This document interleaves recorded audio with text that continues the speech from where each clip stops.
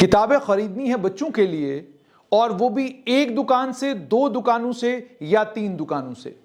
पहले किताबों की दुकान स्कूल के अंदर हुआ करती थी, अब इन किताबों की दुकानें स्कूल के बाहर हैं।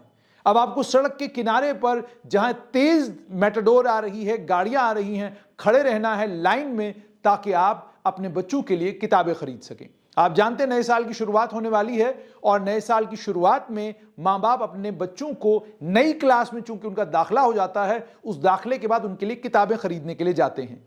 पहले एक रिवाज था कि अगर आप 5वीं में होते और आपका भाई 6ठी में है, तो आप 6ठी क्लास से जब वो पास होकर 7th में जाता था, 5वीं वाला 6ठी में आता था, तो उसकी किताबें वो अपने भाई को या अपनी बहन को दे देता था। तो इस तरीके से उनको नई किताबें खरीदने की जरूरत नहीं पड़ती, नया बोझ उनके कांधों पे नहीं पड़ता।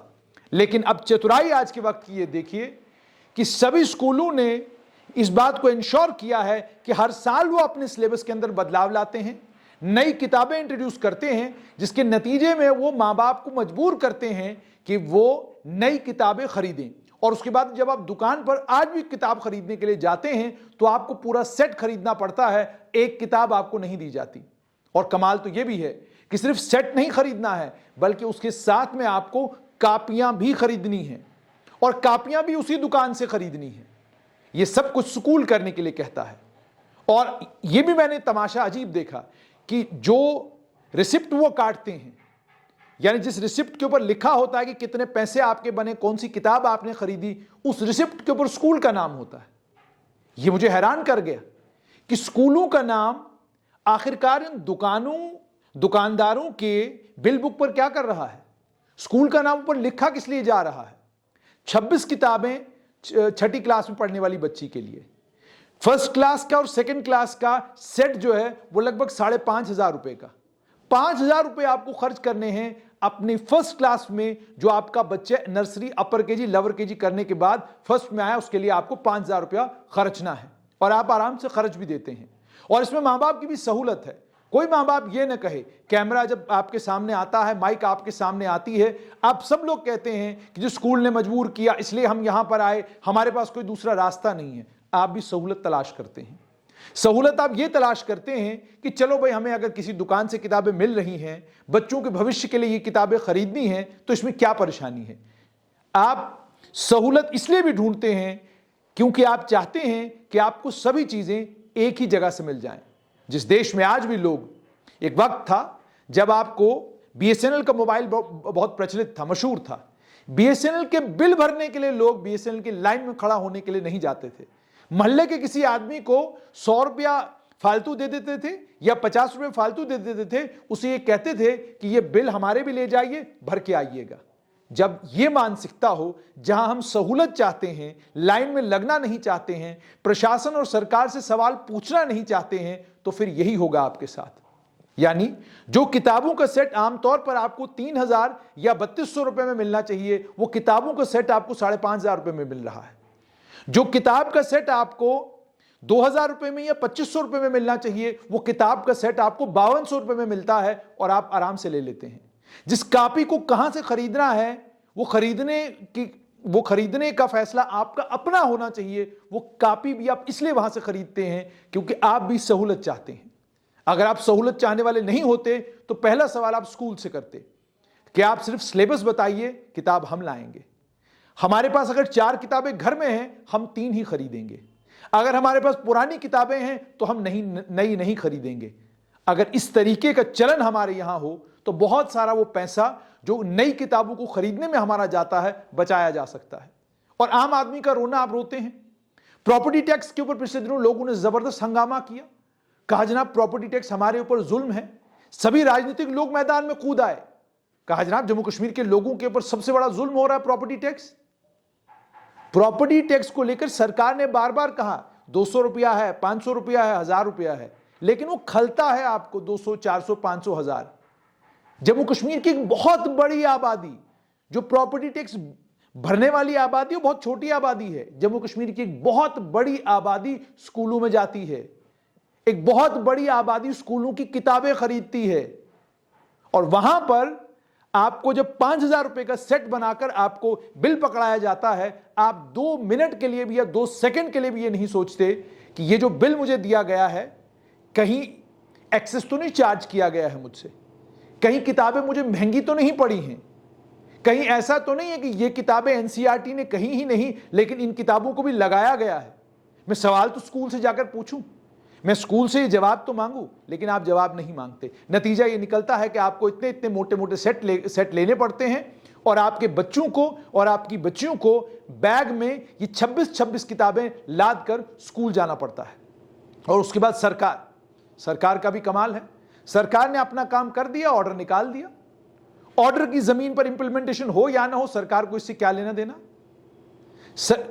सरकार की जहां ये जिम्मेदारी बनती थी कि प्राइवेट स्कूलों से ये पूछते कि आप दुकानदारों को क्यों कहते हैं या आपने चिन्हित क्यों करके रखे हैं कुछ दुकानदार, कुछ आइडेंटिफाई क्यों करके रखे हैं दुकानदार, क्या कोई हिसाब किताब है उनके साथ। आप एडमिशन फीस भी लेते हैं, आप रजिस्ट्रेशन भी लेते हैं, अन्य कई और फीसें भी लेते हैं, उसके बाद आप बस फीस भी लेते हैं, ये सब कुछ आप लेते हैं। और ये सब कुछ लेने के बाद क्या सरकार ने कभी जहमत उठाई कि स्कूलों को जाकर ये पूछे कि आप बताइए, आप जो आपका नया टीचर लगता है उसको तनख्वाह कितनी देते हैं, आप 10 साल पुराने वाले का आपका पे स्केल कितना है, आपके 20 साल पुराने वाले टीचर का पे स्केल कितना है, और जो आप कागजों में दिखाते हैं क्या वही आपका पे स्केल है या कागजों में आप दिखाते कुछ हैं और करते कुछ हैं। इसका मतलब ये मुनाफाखोरी हो रही है ना। अगर ये मुनाफाखोरी हो रही है तो इस मुनाफाखोरी को लेकर तो कोर्ट की जजमेंट्स आ गई, इस मुनाफाखोरी को लेकर तो फी फिक्सेशन कमेटी ने बहुत कुछ कह दिया।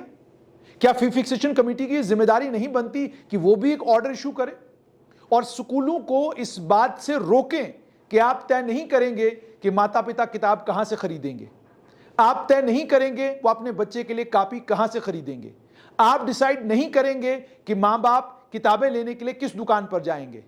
तमाम शहर के दुकानों पर ये किताबें अवेलेबल होनी चाहिए और मां बाप को आज़ादी होनी चाहिए, वो जहां से चाहें वहां से किताबें खरीदें। और उसके बाद जब हमने इन कारोबारियों से पूछा तो उन्होंने कहा कि ये सारा सिलेबस इन तमाम स्कूलों की वेबसाइट पर आता है, हम उस वेबसाइट से उस सिलेबस को डाउनलोड करते हैं और डाउनलोड करके हम ये सारा माल मंगवा लेते हैं, और चूंकि ये हमारे पास अवेलेबल रहता है इसीलिए पेरेंट्स हमारे पास ही आते हैं ये किताबें खरीदने के लिए, और हम इस धंधे में पिछले 40 साल से हैं। आपकी बात बिल्कुल सही है कि ये किताबें, इन किताबों का सिलेबस आप डाउनलोड करते हैं और डाउनलोड करने के बाद आप किताबें मंगवाते हैं। आपको स्कूलों के बारे में, कितने स्कूल जम्मू संभाग में हैं उनकी जानकारी भी आपको रहती होगी। स्कूल जब सिलेबस अपनी वेबसाइट पर डालते हैं सबसे पहले आपको जानकारी देते होंगे कि जी हमने सिलेबस वेबसाइट पर डाल दिया है, आप डाउनलोड कर लीजिए। और बाकी शहर के जो कारोबारी हैं वो कारोबार तो करना ही नहीं चाहते, बाकी शहर के किताब बेचने वाले तो किताब बेचना ही नहीं चाहते, वो तो किताब बेचने वाले धंधे से बाहर निकलना चाहते हैं। ऐसा नहीं होता, सभी लोग कारोबार करना चाहते हैं। सभी लोगों के पास किताबों की लिस्ट को डाउनलोड करने की सुविधा उनके छोटे छोटे बच्चों के पास घर में है, वो भी डाउनलोड करके ये सारी किताबें मंगवा सकते हैं, कोई बड़ी बात नहीं है। इस बात से इनकार करना कि स्कूलों के साथ हमारी कोई सांठगांठ नहीं है या स्कूलों के साथ हमारा कोई कोऑर्डिनेशन नहीं है, ऐसा मुमकिन ही नहीं है। जब तक किताबें स्कूलों के अंदर मिल रही थी तब तक दुकानें सीमित 2-3 जगहों पर थीं। जब से किताबें स्कूलों के अंदर मिलना बंद हुई हैं, दुकानें कई और जगहों पर खुल गई हैं।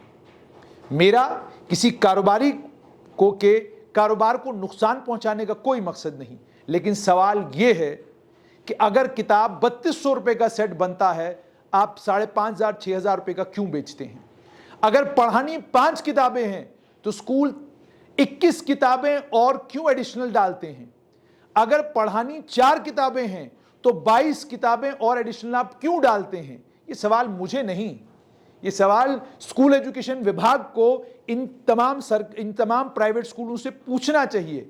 और ये भी समझाइए कि कोऑपरेटिव स्कूल हो या वो स्कूल जिन स्कूलों में ज्यादातर बच्चे गरीबों के पढ़ते हैं, वहां किताबों का नंबर भी कम है और उस किताबों के सेट की कीमत भी कम है, लेकिन महंगे स्कूलों में, बड़े लोगों के स्कूलों में, ताकतवर शहर के लोगों के स्कूलों में, जिन स्कूलों में आईएएस, आईपीएस, आईएफएस, जेकेएएस, जेकेपीएस और जेकेएएस वालों के बच्चे पढ़ते हैं, उन स्कूलों में किताबों के सेट भी महंगे हैं, किताबें भी ज्यादा हैं।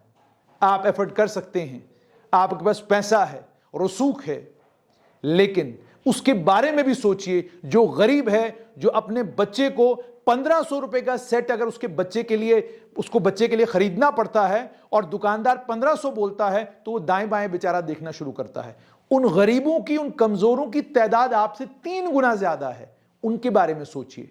और ये जो मुनाफा स्कूल वाले कमा रहे हैं, और ये जो मुनाफा किताबों वाले दुगना तिगना करके कमा रहे हैं, और खामोशी के साथ स्कूल एजुकेशन विभाग देख रहा है, ये आम पेरेंट्स के साथ, आम लोगों के साथ जबरदस्त ज्यादती है। चाहिए स्कूल एजुकेशन विभाग को कि एक तो इन प्राइवेट स्कूलों को चिन्हित किया जाए, जो प्राइवेट स्कूल पेरेंट्स को मजबूर करते हैं कि आप कहां से किताबें खरीदेंगे और कहां से किताबें नहीं खरीदेंगे, उन्हें वार्न किया जाए। और वार्न करने के साथ साथ में इसमें एक इंक्वायरी भी ऑर्डर कर दी जाए, मालूम किया जाए कि क्या नेक्सस है स्कूलों और इन प्राइवेट किताबें बेचने वालों के बीच में, जिस नेक्सस के चलते एक मखसूस दुकान से ही किताबें खरीदना मां बाप के लिए जरूरी है। सरकार को यह इसलिए करना है क्योंकि सवाल अमीर और ताकतवर लोगों का, सवाल उन लोगों का बिल्कुल नहीं है जो उन स्कूलों में पढ़ते हैं, जो स्कूल कम और महल ज्यादा हैं, जो स्कूल कम और शीश महल ज्यादा हैं। सवाल उन बच्चों का है जो उन स्कूलों में पढ़ते हैं, जिन स्कूलों में पढ़ाई का स्तर अच्छा है लेकिन गरीब हैं, कमजोर हैं, गरीबों के घरों से आते हैं। उन बच्चों के साथ जबरदस्त ज्यादती होती है। उम्मीद और तवक्का ये स्कूल एजुकेशन विभाग इस मामले का संज्ञान लेगा और संज्ञान लेकर एक नोटिफिकेशन या सर्कुलर जारी करके तमाम प्राइवेट स्कूलों को इस बात से खबरदार करेगा कि आप मजबूर नहीं करेंगे पेरेंट्स को कि आप किसी खास दुकान से किताबें लें। और दूसरा, ये स्कूल एजुकेशन विभाग को इनके सिलेबस भी मंगवाने चाहिए, देखना चाहिए कि उन्होंने कौन सी किताबें लगाई हैं, और इनके प्रिंसिपलों को बुलाकर उनसे जस्टिफिकेशन मांगना चाहिए कि ये किताबें अगर आपने लगवाई हैं, जरा बताइए इससे बच्चों का क्या फायदा होगा। हम तो किताब कम करना चाहते हैं, एक्टिविटी बढ़ाना चाहते हैं, किताब कम करके टेक्नोलॉजी बढ़ाना चाहते हैं। हमारे पार्लियामेंट में, लोकसभा में, राज्यसभा में और अलग अलग प्रदेशों की लेजिस्लेटिव असेंबलियों में, वहां पर उन्होंने किताबों के गट्ठों को बाहर फेंक दिया और टेबलेट पर आ गए। और अब टेबलेट के जमाने में, मोबाइल के जमाने में, कंप्यूटर के जमाने में आज भी चाहते हैं कि बच्चे के बैग में 26 किताबें हों, और केवल इसलिए हों क्योंकि उन 26 किताबों की कीमत 5200-5400 रुपया बनती है। देखना यह होगा कि सरकार इस मामले का जब संज्ञान लेती है तो क्या इन तमाम स्कूलों से इनका सिलेबस पूछा जाएगा। एनसीईआरटी और जो नया नेशनल एजुकेशन का पॉलिसी आई है, उस पॉलिसी के तहत जो मैंडेटरी किया गया है, उसको किस तरीके से ये लोग इंप्लीमेंट कर रहे हैं। इनके सिलेबस में जो किताबें हैं वो एनसीईआरटी की कितनी हैं, और इनकी जो इंट्रोड्यूस की हुई किताबें हैं उनसे बच्चों को क्या फायदा होगा। इन तमाम चीजों का संज्ञान स्कूल एजुकेशन विभाग को फौरन लेना चाहिए।